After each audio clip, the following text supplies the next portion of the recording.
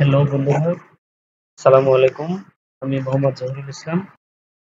আমি আজকে আপনাদের জন্য একটা দারুণ টপিকস নিয়ে আসছি, সেটা হলো বিল্ডিং কনস্ট্রাকশনের অটোমেটিক এস্টিমেশন ফাইল, যেটা থেকে আপনারা অতি সহজেই অল্প কিছু সংখ্যক ডাটা এন্ট্রি দিয়ে আপনাদের কাঙ্ক্ষিত রেজাল্ট পেয়ে যাবেন।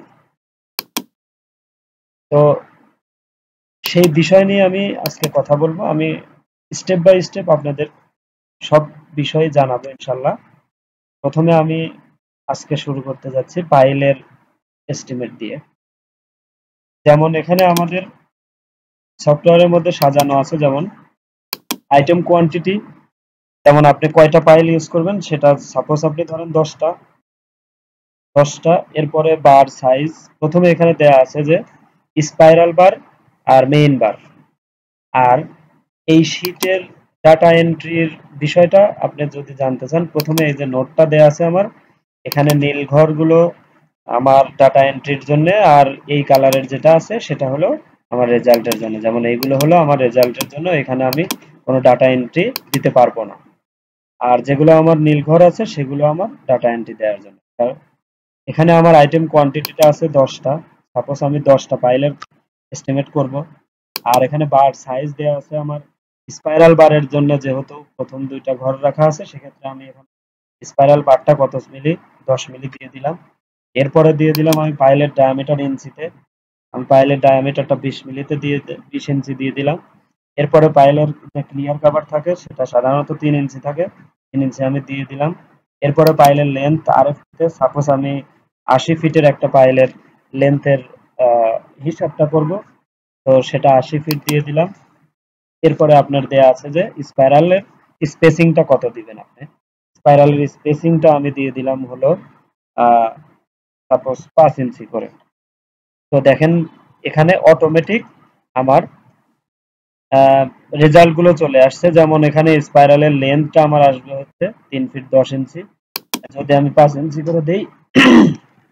এরপরে স্পাইরালের কোয়ান্টিটিটা চলে আসছে সেখানে 193 পিস। আর আমার 10 মিলি রড ইউজ করতেছি 187 কেজি, সরি 1387 কেজি। সেক্ষেত্রে আমি যদি 10টা পাইলের জায়গায় একটা পাইলের হিসাবটা আমি টানি, এন্ট্রি দেওয়ার সাথে সাথে দেখেন এখানে 139 কেজি। আবার এখানে আরো একটা টপিকস আছে যে আমি যদি স্পাইরালটা আমি 10-এর পরিবর্তে 12 মিলিটা ইউজ করি, দেখেন সেটা প্রথমে যদি আমি 10 মিলি ছিল, আমার এখানে 10 মিলির ঘরে আমার রেজাল্টটা আসছিল। আমি যদি 12 মিলি দিয়ে এন্ট্রি দেওয়ার সাথে সাথে খেয়াল করেন এখানেও রেজাল্টটাও কিন্তু পরিবর্তন হয়ে আমার 12 মিলির ঘরে চলে আসছে।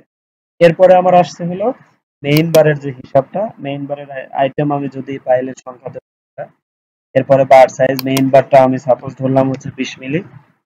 এরপরে এখানে দেওয়া আছে পাইলের লেন্থটা আমার 80 ফিট ধরছি আমরা আগে। এরপরে মেইন রোডের হচ্ছে কোয়ান্টিটিটা কত, আমরা 8 পিস ধরলাম ইউজ করব। সেক্ষেত্রে দেখেন এখানে আমার টোটাল যে 20 মিলি রডটা কতটুকু লাগবে এখানে অলরেডি ডাটাটা চলে আসছে। এবং আমার সেক্ষেত্রে আলাদা আলাদা সামারি যদি আমি করি, সেক্ষেত্রে আমার কিন্তু আলাদা আলাদা 12 মিলির হিসাব আলাদা টানতে হবে না, 20 মিলির হিসাব আলাদা টানতে হবে। এখানে 22 মিলির ঘরে প্লাস 12 মিলির ঘরে অলরেডি আমার ডাটাটা এন্ট্রি হয়ে গেছে। সেক্ষেত্রে আরো যদি আমরা এখানে দেখেন আরো একটা, এখানে 12 মিলির জায়গায় 10 মিলি যদি দেই, এরপরে আমি দিলাম হলো 20 মিলির জায়গায় 16 মিলি যদি, তাহলে দেখেন এক্ষেত্রে আমার সামারিতেও আমার পরিবর্তন অলরেডি হয়ে গেছে।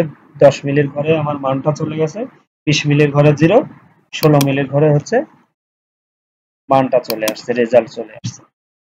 তো সেই ক্ষেত্রে এরপরে আমার যখন আমি কাস্টিং এর পরিমাণটা, আমি যখন এমএস বার এস্টিমেটের জন্য আমি ডাটাগুলো ইনপুট দেবো, অটোমেটিক আমার কাস্টিং এর ঘরেও এগুলো এন্ট্রি হয়ে যাবে। যেমন দেখেন এখানে পাইলের লেন্থ এখানে 80 ফিট, এখানে 80 ফিট। আমার ইঞ্চিতে ডায়ামিটার ছিল হলো 20 ইঞ্চি, এখানেও 20 ইঞ্চি। আর এখানে আইটেম কোয়ান্টিটি যেটা ছিল একটা পাইলের হিসাব করতেছিলাম, এই কারণে এখানেও একটা পাইলের হিসাব চলে আসে। এখানে আপনার এন্ট্রিটা দিতে হবে শুধুমাত্র কাট অফ লেভেলটা আপনি কত ফিট রাখছেন, কখনো কখনো 3 ফিট থাকে, কখনো 5 ফিট থাকে, তো আমরা ধরি 5 ফিট। এখানে এন্ট্রি দেওয়ার পরে এরপরে আসেন আপনার কাস্টিং রেশিওটা, আপনার যে ফাইলের যে কাস্টিংটা করবেন সেটা রেশিওটা কত। সাপোজ আমি 1.5 3 ধরি, 1:1.5:3। এখানে এন্টার দেন। দেখেন আপনি এখানে আপনার টোটাল ভলিউমটা আপনার কত সিএফটি আসছে। এখানে সিমেন্ট আপনার লাগবে কত ব্যাগ, স্যান্ড লাগবে কত ব্যাগ, স্টোন লাগবে কত সিএফটি, এটা অলরেডি চলে আসছে আমার রেজাল্টে। তো সেই ক্ষেত্রে আমি যদি এখানে সামারিতে যাই, দেখেন এখানে আমার টোটাল সিমেন্ট ছিল হলো 40 ব্যাগ, সামারিতেও অলরেডি অ্যাড হয়ে গেছে 40। স্যান্ড ছিল 76, এখানে অলরেডি অ্যাড হয়ে গেছে। এভাবে আমাদের প্রত্যেকটা ডাটা শুধুমাত্র নীল ঘরগুলোতে আমার ডাটাগুলো এন্ট্রি দেওয়ার সাথে সাথেই সব কিছুই অটোমেটিকই পূরণ হয়ে যাবে। তো আজকে এ পর্যন্তই, আবার দেখা হবে নেক্সট আরেকটা টপিকস এর নিয়ে। এ পর্যন্ত ভালো থাকবেন। আসসালামু আলাইকুম।